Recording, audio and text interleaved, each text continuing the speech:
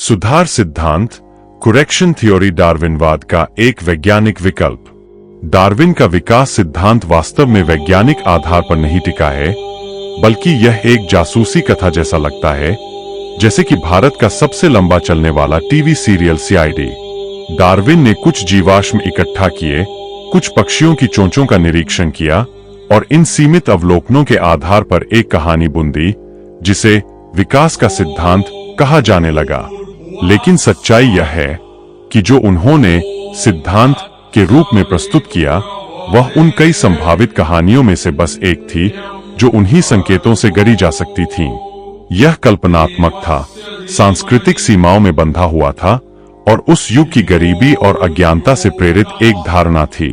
मैं पूरी तरह से उस बचकानी बात को खारिज करता हूं कि जिराफ की गर्दन केवल खाने की कमी की वजह से लंबी हुई, या कि पक्षियों की चोंचों का अलग अलग होना सिर्फ उनके खानपान के कारण था।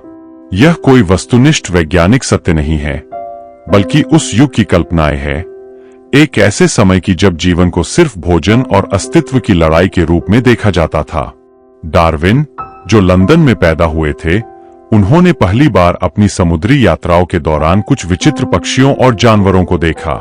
किसी भी इंसान का अपने अनुभव, जरूरत और ज्ञान के अनुसार कल्पना करना स्वाभाविक है।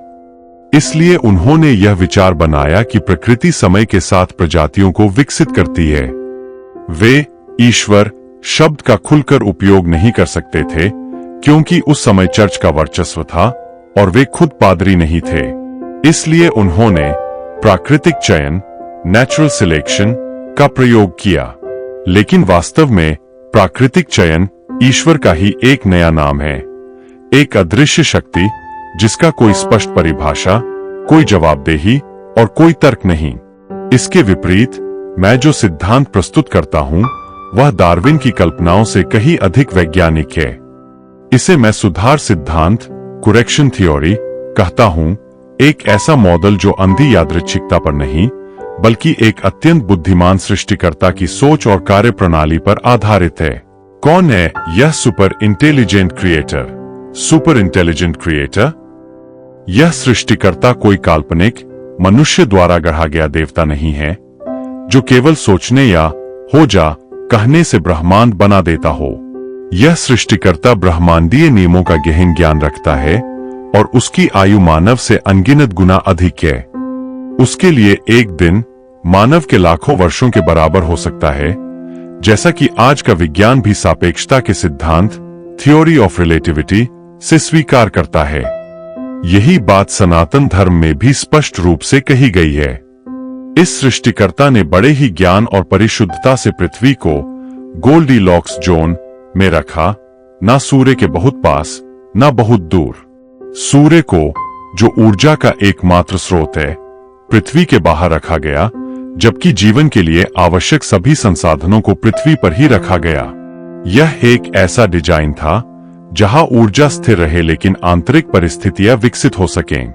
उसने बृहस्पति, जुपिटर को एक विशेष स्थान पर रखा ताकि वह पृथ्वी को क्षुद्र ग्रहों से रक्षा कर सके, और एक डिजाइन सुधार के रूप में चंद्रमा की रचना की, जो पृथ्वी के अक्षीय झुकाव को स्थिर करता है और ऋतुओं की नियमितता सुनिश्चित करता है।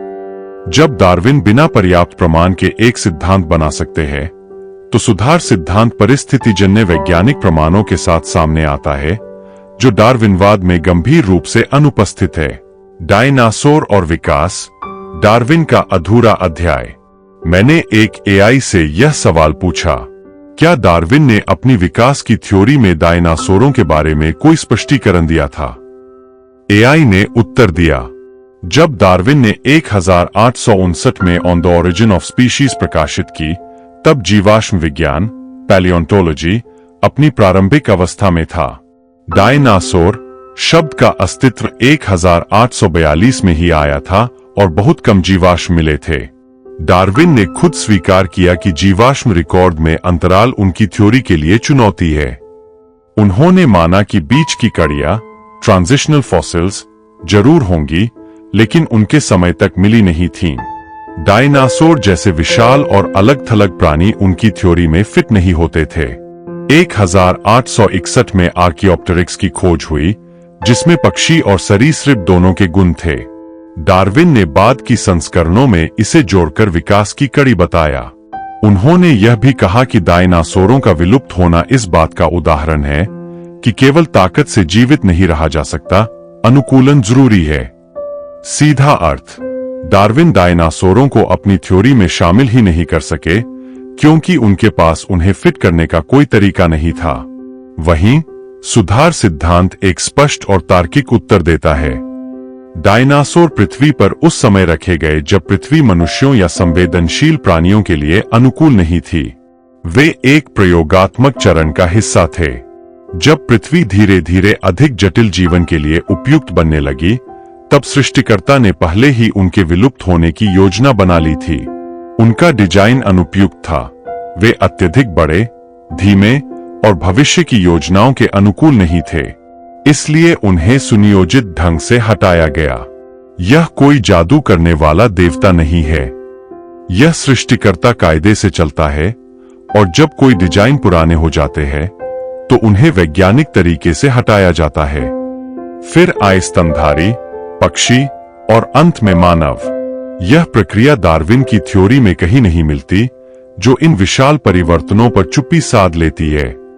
और एक बात याद रखें, आज तक किसी ने यह सिद्ध नहीं किया कि आम का बीज सेब का पेड़ बना सकता है।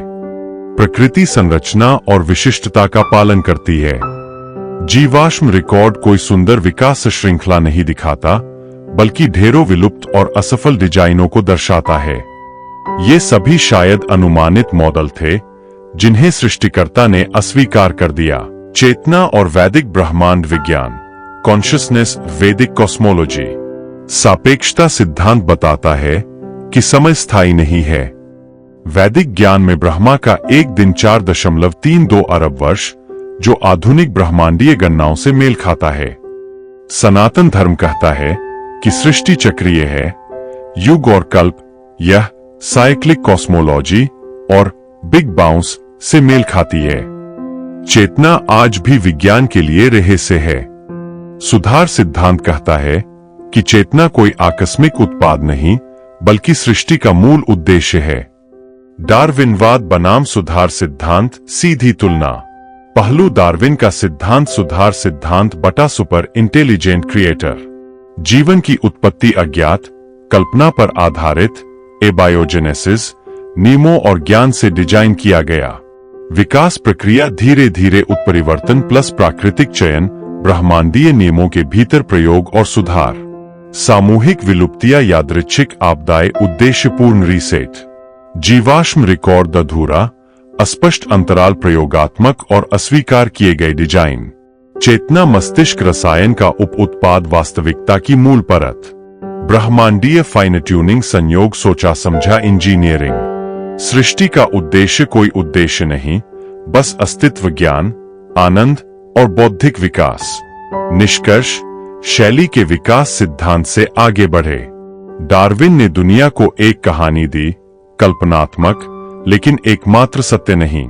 यह उस युग की सोच के अनुसार बनी एक कहानी थी जो अब तक स्कूलों और प्रयोगशालाओं में अविवादित सत्य की तरह दोहराई जा रही है।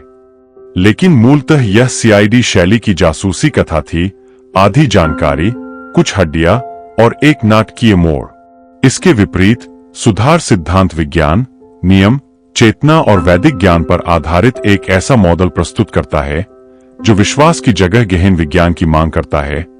एक ऐसा विज्ञान जो यादृच्छिकता को चुनौती देने और बुद्धिमत्ता को एक मापने योग्य शक्ति मानने को तैयार हो। यह कोई पुराण कथा नहीं है, यह एक वैज्ञानिक क्रांति है जो आने ही वाली है।